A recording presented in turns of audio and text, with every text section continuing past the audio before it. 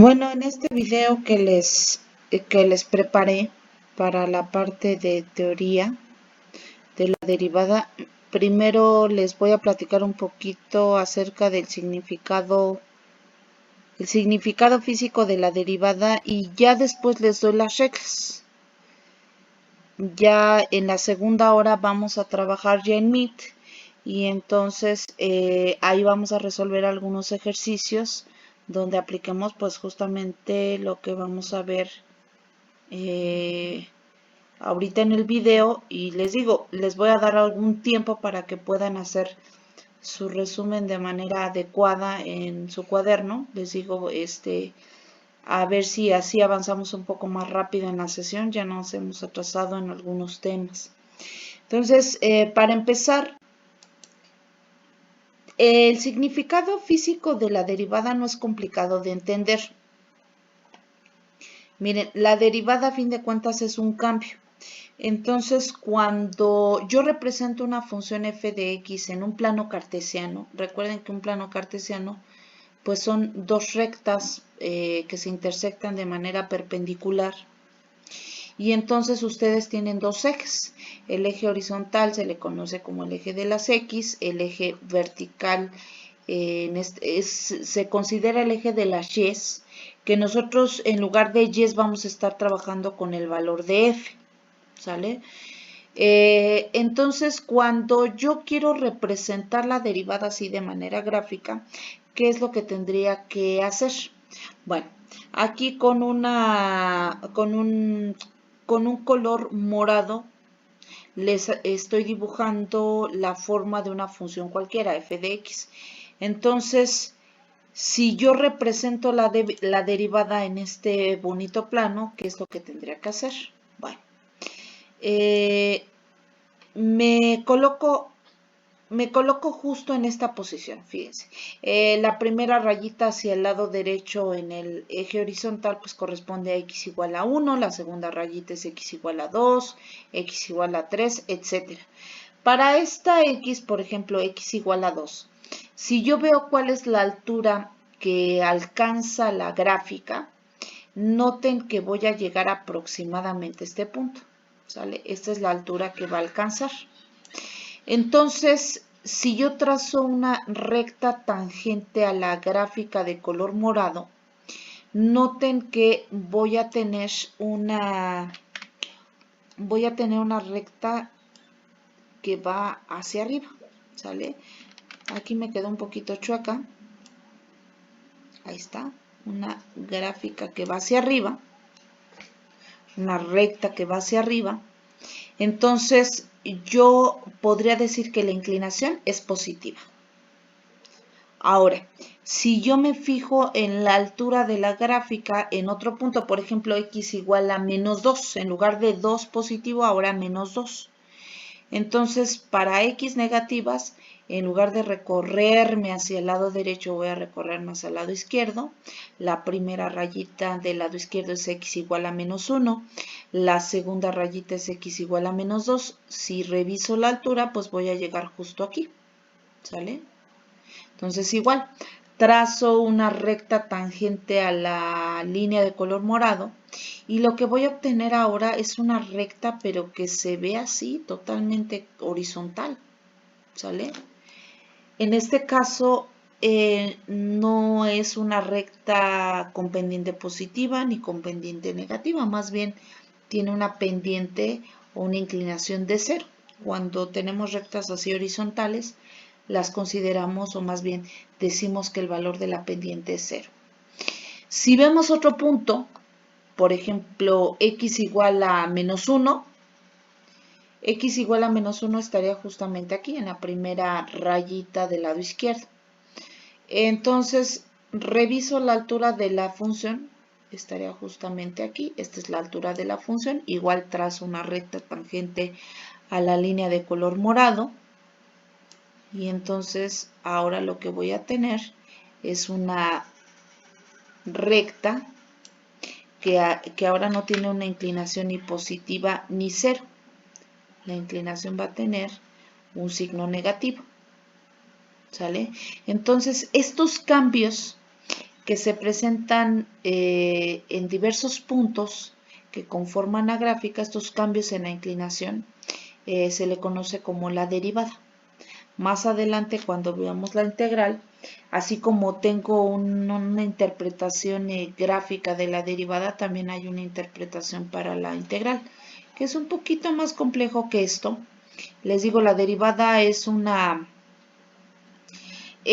noble, ¿sale? Es como si fuera una operación. No lo quiero decir así porque no es una operación, pero si yo la pudiera definir, es como si fuera una operación muy noble. Ahora, derivar funciones, o sea, en general, yo también ya les había platicado que las funciones se dividen prácticamente en dos, ¿sale? Ustedes tienen funciones que son algebraicas, se les conocen como algebraicas, y hay otro tipo de funciones que se les conoce como las trascendentales. Ustedes deben de ser capaces de derivar los dos tipos de funciones. Las funciones trascendentales son, por ejemplo, aquellas que no se pueden ver como polinomios, no sé, una función seno, una función logaritmo, una función exponencial, a eso se le conoce como función trascendental. Todo esto se supone que lo tendrían que estar viendo ahorita en la asignatura de temas selectos de álgebra. Si no lo han visto, se los estoy mencionando. Ahora, las funciones algebraicas son un poco más sencillas para todo, para derivar y para integrar. Las funciones algebraicas pues, son los polinomios y es lo más sencillo para aplicar. Entonces, pues vamos a empezar con eso, con las reglas, las reglas básicas para derivar funciones algebraicas. Las funciones trascendentales sí las voy a ver, pero las voy a ver en la segunda hora de la clase, cuando ya estemos en la sesión de Meet. Entonces, como es así, son un poquito más, hagan de cuenta que derivar funciones trascendentales ya no es tan sencillo, o sea, ya no es con una simple regla. Entonces, ahí sí hay que tener cuidado en otros aspectos y necesito explicárselos como de manera más detallada. Para las funciones algebraicas no me preocupa tanto porque les digo, con que se aprendan estas 5 reglitas, con eso derivan cualquier polinomio. Entonces, vamos a comenzar. Esto no es una regla, pero lo deben de saber. Hay dos formas para denotar o para expresar derivadas. Yo se las coloqué aquí, yo les coloqué las dos notaciones con estos dos incisos. El primer inciso, el inciso A, se le conoce como la notación de Leibniz. Leibniz fue un matemático que en su momento al mismo tiempo desarrolló el cálculo igual que Newton, nada más que Newton lo hizo como, lo desarrolló en su libro Principia y era aplicado a la mecánica clásica, y Leibniz era un matemático puro, ¿sale? Entonces, cada uno de ellos expresaba la derivada, les digo, con una notación diferente, aunque el significado físico de lo que estaban haciendo pues era el mismo. Leibniz, a él le gustaba usar estas comillas, los apóstrofes, para denotar derivadas. Entonces, si tenía una sola comilla, significaba que estaba haciendo una derivada. Si le colocaba 2 comillas, es que tenía una segunda derivada, etc. ¿Sale? Y también hay su notación de Leibniz en caso de que ustedes vieran, por ejemplo, cálculo en variedades, que ya no nada más derivan una sola letra, por así decirlo, ya tienen ahí varias letras para derivar. Leibniz también tiene su notación. Ahorita no tiene caso que les mencione cómo denota Leibniz una derivada, o sea, cómo lo harían en cálculo en variedades, nada más con que se queden que sus apóstrofes indican derivadas. Newton, ¿qué es lo que hace? Él utiliza algo que pues de cierta manera es un poquito más largo. Él le gusta escribir así, es como si fuera un estilo de cociente y prácticamente así se lee. Derivada respecto a x, de hecho el denominador les dice respecto a qué variable están derivando. derivada respecto a x de la función f de x. ¿Sale? Yo en lo personal me acomodo mucho con la notación de Newton. Siempre me ha gustado más la notación de Newton que de Leibniz. Para todo lo que les voy a enseñar de cálculo, voy a usar pura notación de Newton. Pero si ustedes quieren usar Leibniz, no estoy en contra de ello. Ahora sí empiezo con las reglas que voy a estar utilizando para derivar funciones con polinomios. La primera regla nos dice lo siguiente. Cuando yo derivo cualquier número, por eso dice de la constante, cualquier número, el que yo quiera, positivo, negativo, con decimales, irracional, fracción, cualquier número, la derivada siempre me va a dar 0. La derivada de una constante, no importa cuál sea, siempre es 0. Ahora, la segunda regla, ¿qué es lo que me va a decir? Esta segunda regla es bien importante. De hecho, la segunda regla les habla acerca de términos algebraicos, o sea, les está hablando ya acerca de un polinomio, bueno, de un monomio.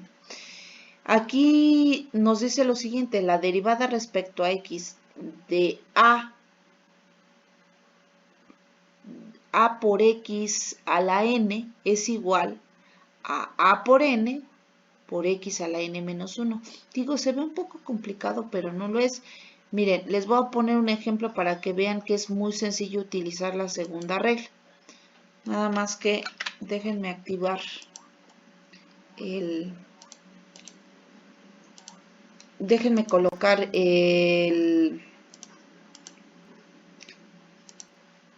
la ecuación para que sea un poco más fácil para mí de notarla. Aquí lo vamos a poner un bonito ejemplo de la segunda regla. No es tan complicado. El ejemplo que voy a utilizar es el siguiente. Derivada respecto a x de 9x séptima. ¿Sale? Eso que les acabo de escribir, o sea, lo que está dentro del paréntesis, es la función f, a la que Newton se refería con deriva f. Es el término que vamos a derivar. Entonces, en la segunda regla les dice lo siguiente. Ustedes tienen que identificar primero el coeficiente de su término, la literal, que en este caso es x, y su exponente, que es el número 7. La segunda regla me dice lo siguiente. Vas a multiplicar el coeficiente por el exponente. Entonces, voy a multiplicar 9 por 7. Aquí, para que no se vea feo, la multiplicación la estoy denotando entre paréntesis. Entonces, 9 por 7. Y luego dice lo siguiente, escribe la variable que estás derivando, que en este caso sería x, ¿sale? Y luego viene la parte relevante. Resulta que cuando ustedes están derivando prácticamente es como si vieran una degradación de su exponente. Entonces, si tienen x a la n menos 1, la n en mi ejemplo vale 7, ¿sale? Es el exponente que aparece en el ejemplo. Entonces, en este caso, 7 menos 1, ¿cuánto me da? 6. Y digo, ya para que se vea todavía un poco más simplificado, pues tendría que hacer la operación de la multiplicación. 9 por 7 me da 63x a la sexta. ¿Sale? Y esa es la derivada de mi ejemplo, de mi monomio que les acabo de colocar. Entonces, la derivada siempre, o sea, de lo que me debo de acordar de la segunda derivada es que siempre degrada en 1 al exponente. La derivada degrada, la integral lo que hace es sumar. Les digo, en su momento